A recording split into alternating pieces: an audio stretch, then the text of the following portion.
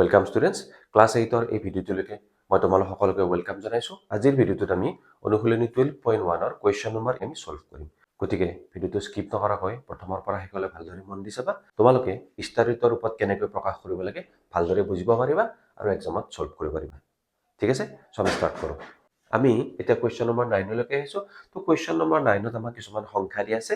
সেই সংখ্যাবোৰক আমি কি কৰিব লাগে? বিস্তৃত আকাৰত লিখিব লাগে। তো বিস্তৃত আকাৰ মানে ইংলিছত কি কয়? Expanded form. তাৰ মানে আমাক সংখ্যাটো ছুটিকৈ দিয়া আছে, আমি তাক বহলকৈ লিখিব লাগে। ঠিক আছে, মই তোমালোকৰ সুবিধাৰ কাৰণে সেই সংখ্যাটোক কি কৰিছো? তাৰ স্থান হিচাপে প্ৰকাশ কৰিছো। ঠিক আছে, চাবা এতিয়া এই সংখ্যাটোলৈ মন কৰা, ইয়াতে আমাৰ দুটা অংক আছে। এটা দশমিক নথকা অংক, যিখিনি দশমিকৰ বাওঁফালে থাকে, আৰু এটা আছে অংক দশমিক থকা অংক, যিটো দশমিকৰ সোঁফালে থাকে। দশমিক থকা অংকটোলৈকে আমি পিছত আহিম। দশমিক নথকা অংকৰ যিটো একেবাৰে সোঁফালৰ সংখ্যা, হা, কোনটো? এই 7ৰ কথা কৈছো। এইটো কি হ'ব? এইটো সদায় আমাৰ একক হয়।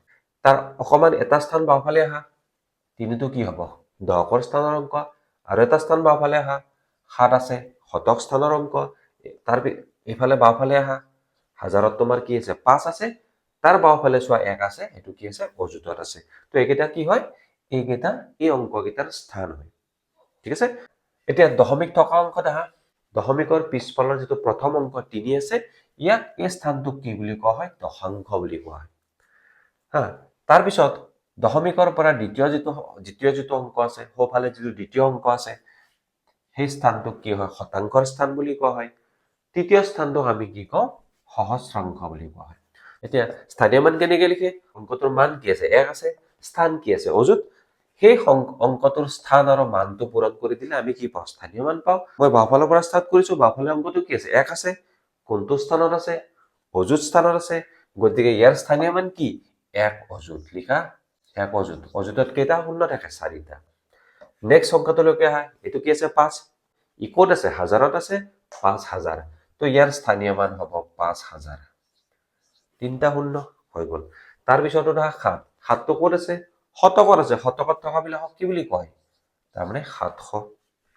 3টো ক'ত আছে? দশকত আছে, তাৰমানে 3 দহ। 3 দহ হলে কিমান? 30। 7টো ক'ত আছে? এককত আছে। তো এককত থাকিলে কি হ'ব? 7 পূৰণ 1, সেইটো হ'ব 7। এতিয়া প্ৰতিটো অংকৰে স্থানীয় মান লিখিলো।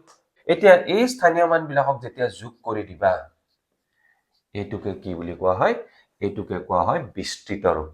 কোনো এটা সংখ্যাত থকা অংকবিলাকক যেতিয়া স্থানীয় মানৰ যোগফল হিচাপে প্ৰকাশ কৰা হয়, এইবিলাক স্থানীয় মান। স্থানীয় মান বিলাকৰ যেতিয়া যোগফল হিচাপে প্ৰকাশ কৰা হয়, সেইটোক আমি বিস্তৃত ৰূপ বুলি কওঁ। ঠিক আছে, এইটো কমপ্লিট হোৱা নাই, পিছত কি আছে? প্লাছ দিয়া। 3 দশাংশ। দশাংশ মানে কি? দশাংশ মানে হৈছে সদায় 10 ভাগৰ। 3 আছে, গতিকে 3। তাৰপিছত কি আছে? 4 শতাংশ। শতাংশ মানে 100 ভাগৰ 4। তাৰপিছত চোৱা 8 সহস্ৰাংশ। সহস্ৰ মানে 1000, গতিকে 1000 ভাগৰ 8। যেতিয়া এই সংখ্যাবিলাকক যে মই স্থানীয় মানত লিখি পেলাই যোগফল হিচাপে লিখিলো, এইটোকে আমি কওঁ বিস্তৃত ৰূপ। বাট কিন্তু এই যিটো কুৱেশ্যন দিয়া আছে বিস্তৃত ৰূপত প্ৰকাশ কৰা, এই অংকটো আমাৰ কোনটো চেপ্টাৰত আছে? আমাৰ সূচক আৰু ঘাত চেপ্টাৰত আছে। তাৰ মানে আমি কি কৰিব লাগিব জানা? এই সংখ্যাবিলাকক আমি অকল এনেকে ৰাখিলে নহব, ইহঁতক আমি সূচকৰ সহায়ত প্ৰকাশ কৰিব লাগিব। তো ইয়াৰ পৰা আমি আৰু এটা লাইন লিখিব পাৰো। কি লিখিম চাবচোন এতিয়া। ইয়াত মই 1 পূৰণ 1 অযুত হিচাপে লিখিম। হ'ল, ইয়াত চব 5000 আছে, গতিকে 5 পূৰণ 1000। 700 আছে, 7 পূৰণ 100। 30 আছে, 3 পূৰণ 10। হ'ল, 7 আছে, গতিকে 7 পূৰণ 1 হ'ল।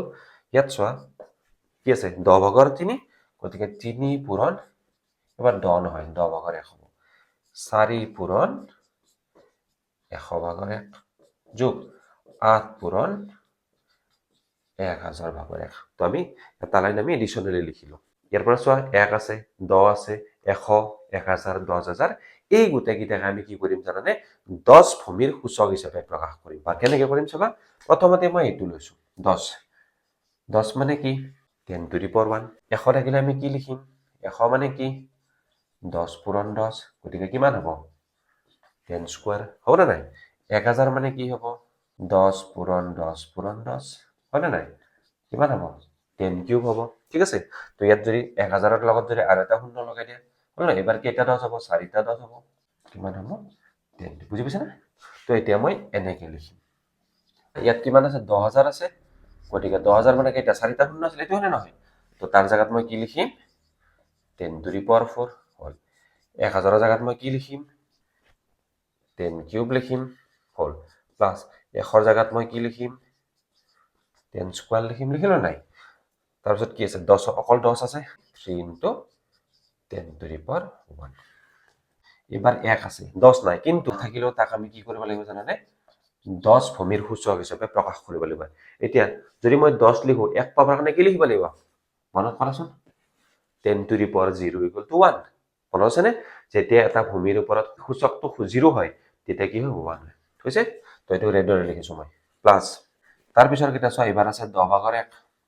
মনত আছে নে a to the power minus n equal to 1 by a to the power মনত আছে এটো হ্যাঁ এতিয়া ইয়াত কি আছে 10 আছে 10 মানে কি 1 by 10 মানে কি 1 by 10 to the power 1 গতিকে এনেকৈ আছে না নাই একটো উঠাই দিলে কি হ'ব সূচকটো মাইনাস হৈ যাব আৰু কি আছে 1 by 100 আছে 100 মানে অলপ আগতে কলো কিমান 10 স্কয়ার কৰিছিল নহয় এবাৰ চোৱা আকৌ একটো উঠাই দিয়া 10 to the power minus 2 10 to the power minus 1 so 4 into 1 by 100 মানে কি পালো এটো পালো না 10 inverse 2 প্লাস আর 8 আছে তো 100 তো এবাৰ কি আছে 1000 আছে গতিকে এটা 0 ইয়াত বাঢ়ি যাব এটা 0 বাঢ়িলে ইয়াত কি হ'ব 3 হ'ব এটা কি হ'ব 3 হ'ব তো আমি লিখিম 10 to the power minus 3 তো এইটো হৈছে আমাৰ কি 20টি ৰূপ বুজি পালা নে তোমালোক ভালদৰে মই তোমালোকক বুজাবৰ কাৰণে তোমালোকে যাতে ভালদৰে বুজি পোৱা সেই কাৰণে মই কি কৰো জানানে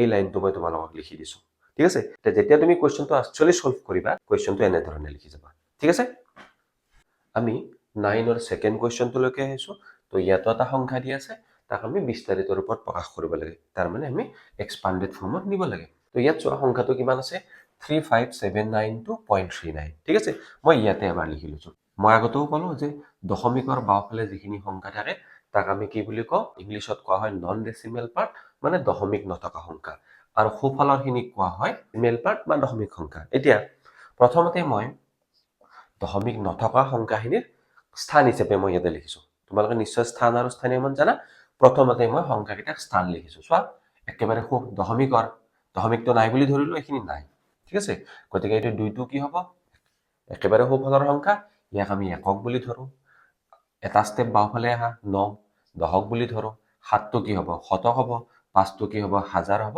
আৰু 3টো কি হ'ব অযুত হ'ব ঠিক আছে এতিয়া যদি মই সংখ্যাকেইটাৰ স্থানীয় মান লও কি হ'ব 2 এককৰ আছে গতিকে দুৰ স্থানীয় মান কি হ'ব 2 এককে হয় একক মানে 1 গতিকে ইয়াৰ স্থানীয় মানটো কি হয় 2 হয় ঠিক আছে তাৰ পিছত দশকৰ সংখ্যাটো চোৱা কি আছে 9 আছে তো 9ৰ স্থানীয় মান কি হ'ব 9 দশক মানে 9 দহ 9 দহ মানে কি কওঁ আমি 90 বুলি কওঁ 7টো ক'ত আছে শতকত আছে ইয়াৰ স্থানীয় মান কি হ'ব 700 ঠিক আছে 5টো হাজাৰত আছে তাৰ মানে ইয়াৰ 5ৰ স্থানীয় মান কি 5000 5000ক কেনেকৈ লিখা হয় এনেকৈ লিখা হয় তাৰ পিছত 3টো ক'ত আছে অযুতত আছে গতিকে 3ৰ স্থানীয় মান কি হ'ব 3 অযুত তো আগৰ মাৰ মই ইয়াতে মই বনাই দেখিছিলো হা এবাৰ মই বাহিৰত লিখিছো কাৰণ কিয় যেতিয়া আসলকে আমি অংকটো কৰিম আমি সেইখিনি কথা ইয়াত নিলিখো হ'ব এতিয়া দশমিকৰ অংশটোলৈকে আহিম দশমিকৰ পিছফালে দুটা সংখ্যা আছে প্ৰথমটো হৈছে 3 দ্বিতীয় সংখ্যাটো 9 এতিয়া দশমিকৰ পিছফালৰ যেটো সোঁহাতৰ সংখ্যা তাৰ স্থানটোক আমি দশাংশ লিখো আৰু 2 নম্বৰ সংখ্যাটোক আমি শতাংশৰ স্থানত থকা বুলি কওঁ দশমিকৰ আগফালৰ মানে বাওফালৰ প্ৰতিটো সংখ্যাৰে মই কি কৰিলো স্থানীয় মান লিখিলো এতিয়া এই সংখ্যাবিলাকৰ স্থানীয় মানটো মই ইয়াত বহুৱাই দিম সো প্ৰথমতে বাওফালৰ পৰা আৰম্ভ কৰা বাওফালৰ 3 আছে 3 স্থানীয় মান 3 অযুত 5ৰ স্থানীয় মান কি আছে 5000 7ৰ স্থানীয় মান 700 9ৰ স্থানীয় মান 90 আৰু 2ৰ স্থানীয় মান 2 হৈ গ'ল স্থানীয় মান লিখাৰ পিছত যেতিয়া মই মাজত যোগ চিন দিম তেতিয়া কি কয় জানানে তোমালোকে তেতিয়া এইটোকে কোৱা হয় বিস্তাৰিত ৰূপ ঠিক আছে মই কি কৰিলো মই অকল দশমিক নথকা সংখ্যাখিনিহে কৰিলো এবাৰ মই দশমিকৰ সংখ্যাখিনি কৰিম দশমিকযুক্ত সংখ্যাৰ স্থানীয় মান ল'ম মানে তো দশমিকৰ পিছফালে চাওক প্ৰথম সংখ্যাটো কি আছে 3 আছে 3 স্থানটোক কি বুলি কয় দশাংশ গতিকে ইয়াৰ স্থানীয় মান কি হ'ব 3 দশাংশ এতিয়া দশাংশ মানে হৈছে 10^1 দশাংশ মানে 10^1 3 দশাংশ মানে হ'ব 10/3 বুজি পাইছানে হল ঠিক তেনেকে এই 9টো ক'ত আছে 9ৰ স্থানটোক কোৱা হয় শতাংশ শতাংশ মানে হৈছে 100/1 গতিকে যদি 9ৰ স্থানীয় মান 9 শতাংশ হয় তেতিয়া আমি তাক কওঁ 100/9 বুজি পাইছানে তাত আমি প্লাস বহাই দিলো দশমিকৰ পিছফালে প্ৰথম সংখ্যা কি 3 আছে 3 স্থানীয় মান কি হ'ব 10/3 আৰু 9ৰ স্থানীয় মান হ'ব 100/9 এতিয়া চোৱা গোটেই সংখ্যাটোক দশমিক থকাখিনি আৰু দশমিক নথকাখিনি গোটেইখিনি সংখ্যাক মই কি কৰিলো স্থানীয় মানত লিখি পেলাই যোগফল হিচাপে প্ৰকাশ কৰিলো আৰু এইটোকে আমি কি কম বিস্তাৰিত ৰূপ বুলি কম এইখিনিলৈকে ক্লিয়াৰ হৈছে এইখিনি তোমালোকে ভালদৰে চাবা আগৰ অংকটোতো কৰিছো এতিয়া প্ৰতিটো সংখ্যাকে মই 10ৰ সূচক হিচাপে প্ৰকাশ কৰিব লাগিব গতিকে তাৰ আগতে মই এটা কাম কৰো চাবা 3 পূৰণ হল 1 অযুত কি লিখিম 5 পূৰণ 1000 গতিকে প্ৰতিটো সময় তেনেকৈ কৰিম এতিয়া 700 মানে কি 7 পূৰণ 100 90 মানে কি 9 পূৰণ 10 2 2 লগত একো নাই গতিকে 2 পূৰণ 1 10/1 তো এনেকৈ কৰি দিলে হ'ব না নাই চোৱা কাৰণ কিয় এনেকৈ কৰিলে চাবা তুমি 10 তো তলৰ সংখ্যা 10 হৈ গ'ল 3 1 গুণ 3 10/1 3 ৰে পূৰণ তো 9/1 মানে কি 100/1 9 ৰে পূৰণ ঠিক আছে এতিয়া চোৱা ইয়াত যিবিলাক 1 আৰু 0 থকা সংখ্যা আছে 10,000 1000 100 10 1 10/1 আৰু 100/1 তাৰ মানে ইয়াত থকা 1 আৰু 0 যুক্ত যিবিলাক সংখ্যা আছে প্ৰতিটোকে মই কি কৰিব লাগিব জানানে 10 ভূমিৰ সূচক হিচাপে প্ৰকাশ কৰিব লাগিব ঠিক আছে 10,000 টো চাবা 10 ৰে হৰণ কৰি দিয়া 10 1 গুণ 10 তিনিটা শূন্য আকৌ 10 ৰে হৰণ কৰি দিয়া 10 1 গুণ 10 ইয়াতে দুটা শূন্য আকৌ 10 ৰে হৰণ কৰি দিয়া 10 1 গুণ 10 চাবা এতিয়া 10,000ৰ কাৰণে কেইটা 10 পালা 1 2 3 4 তো 10,000 সমান বা 1 অযুত সমান 10 পূৰণ 10 1 অযুত সমান কি পালো 10 পূৰণ 10 পূৰণ 10 পূৰণ 10 তাৰ মানে কেইটা 10 পূৰণ কৰা আছে 4টা গতিকে আমি কি লিখিম 10 to the power 4 এতিয়া চোৱা 1000 বা 1000ৰ কাৰণে কি কৰিবা ইয়াকো লিখা 10 ৰে 10 1 গুণ 10 দুটা শূন্য আকৌ 10 ৰে কৰা 10 1 গুণ 10 এটা শূন্য ইয়াত 10 কেইটা আছে 1000ৰ কাৰণে 3টা আছে গতিকে কি লিখিম 10 কিউব 10,000 বা 1 অযুতৰ কাৰণে মই কি পালো মই এইটো পালো 10 to the power 4 plus 5 into 1000ৰ কাৰণে কি পালা 10 কিউব বা 10 to the power 3 হৈ গল তাৰ পিছত নেক্সট কি আছে 100 আছে নে নাই তো 100 টো আমি জানো 100 মানে কি 10 into 10 মানে 10 2 টাইমছ দুবাৰ পূৰণ কৰিব লাগে গতিকে 10 স্কয়াৰ তো 9 এটা 10 আছে 10 মানে কি 10 to the power 1 এটা থাকিলে আমি 10 লিখো প্লাস 2 into 1 এতিয়া 1ক আমি 10 ভূমিত প্ৰকাশ কৰিব লাগে হয়নে নহয় এতিয়া আমি জানো যে যিকোনো এটা ভূমিযুক্ত সংখ্যাৰ ওপৰত যদি শূন্য এটা দিয়া হয় তাৰ মান কি হয় তাৰ মান সদায় 1 হৈ যায় গতিকে 1ৰ কাৰণে মই কি লিখিম 1ৰ কাৰণে মই লিখিম 10 to the power 0 হৈ গল প্লাস নেক্সট আমাৰ দুটা আছে এটা হৈছে 10/1 আৰু এটা আছে 100/1 10/1 মানে চোৱা এটা কি 10/1 মানে কি 10 কেইটা আছে এটা আছে আমাৰ কি আছে 1 আছে তলৰ এটা সূচকীয় ৰূপ আছে আমি যদি 1টোক ৰিমুভ কৰি দিও তেতিয়া কি হ'ব ইয়াৰ সূচকটো মাইনাস হৈ যাব a to the power minus n equal to 1 by a to the power n বা 1 by a to the power n equal to a to the power minus n গতিকে 1 by 2 গুচাই দিলো 100 মানে কি 10 স্কয়ার এই 1 টো গুচাই দিয়া 10 inverse 2 3 into 10 to the power minus 1 plus 9 into 10 to the power minus 2 তো এইটো আমাৰ সলিউশন সো হোপ তোমালোকে কোৱেশ্চনটো ভালদৰে বুজি পাইছা গতিকে ভালদৰে প্ৰেক্টিছ কৰিবা এক্সামত তোমালোকে অংকবিলাক সলভ কৰিব পাৰিবা ঠিক আছে so thank you for watching